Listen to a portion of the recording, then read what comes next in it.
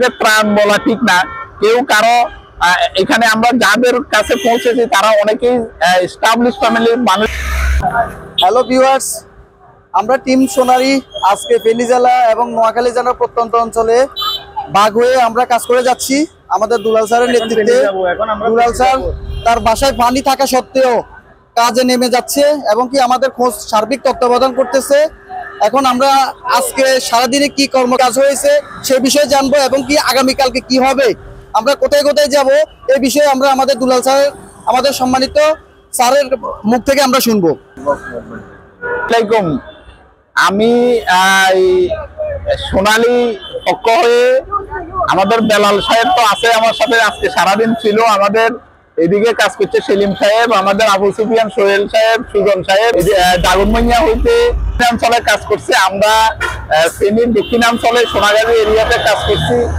একেবারেই গ্রামাঞ্চলে আমরা ঢুকছি, পাওয়াটলি নিয়ে ঢুকছি এবং আমাদের ব্রাঞ্চ ম্যানেজার ইসুফ সাহেবের এলাকা, বিশেষ করে বুনক, বড়হালিয়া, অলিপুর, তারপর এই আটকাইম, বটতলা, উত্তর মঙ্গলকান্দি, ওই এরিয়াগুলোতে আমরা কাজ করে আসছি। সারাদিনে ত্রাণ বিতরণ করেছি। আমাদের জসিম সাহেবের উদ্যোগে চিরং থেকে আমাদের প্রায় 300 প্যাকেটের মতো ত্রাণ এসেছে। আমরা ফেনী থেকে আরো 100 প্যাকেটের উপরে দিয়ে টোটাল 400 প্যাকেটের মতো ত্রাণ বিতরণ করে আসছি। আসলে এটাকে ত্রাণ বলা ঠিক না। কেউ কারো এখানে আমরা যাদের কাছে পৌঁছেছি তারা অনেকেই এস্টাবলিশ ফ্যামিলির মানুষগুলাতে শুকনো খাবার দিয়ে আসছি। আসলে কেউ এগুলোর জন্য কারো কাছে হাত পাতার কোনো দরকার নাই। আমি এখানে এটাকে মানবিক দৃষ্টিকোণ থেকে দেখি। আমরা অনেক ফ্যামিলিকে দেখেছি তারা ভালো ভালো চাকরি করে, কিন্তু তারা ঘরে আবদ্ধ হয়ে গেছে, বাচ্চার একটা শুকনো পেট নেই। তারপরেও আমাদের এই শুকনো খাবারটা হয়তো একটা ফ্যামিলি খুব বেশি উপকার।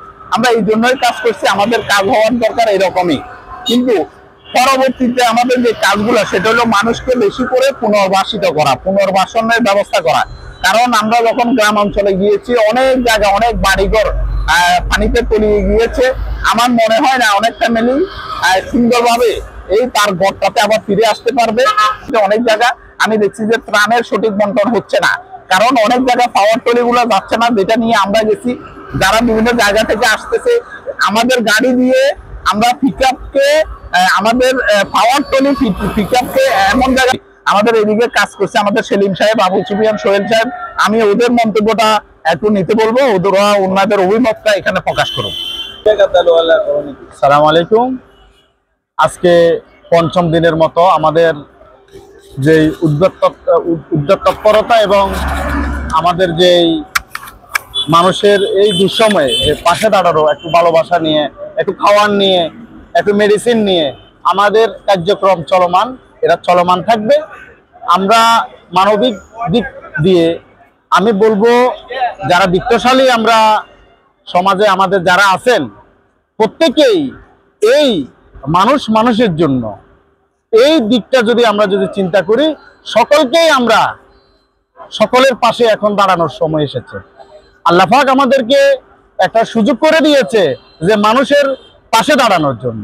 আজকে এই দুদিন, এক সপ্তাহ আগেও ছিল না, তাহলে এখন যখন এসেছে আমাদেরকে সম্মিলিতভাবে প্রত্যেক মানুষের পাশে দাঁড়িয়ে যার যার অবস্থান থেকে আমরা আমাদের কার্যক্রম যে মানবিক সেবা আমরা করতে হবে।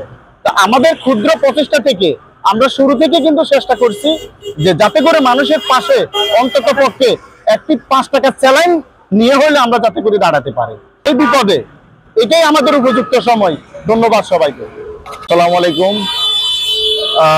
আমরা আজকে আমাদের বসের নেতৃত্বেই আমরা দাগনমইয়া উপজেলা, সোনাগাজী উপজেলা, সেনবাগ উপজেলা, 3টা উপজেলাতে আমরা আজকে যেটা আমাদের বস একটু আগে বলছে, এটা ত্রাণ বলা যাবে না, এটা হচ্ছে মানবিক দৃষ্টিকোণ থেকে আমরা তাদের পাশে দাঁড়াইয়া কিছু খাদ্য সামগ্রী আমরা তাদেরকে সাময়িক কিছু হেল্প করছি।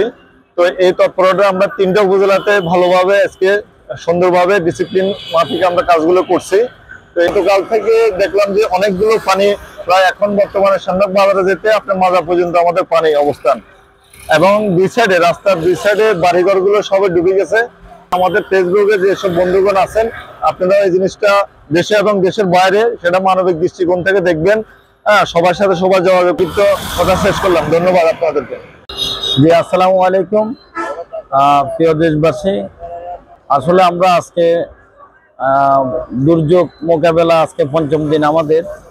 গত 4 দিন আমরা কাজ করেছি ফুলগাজীতে।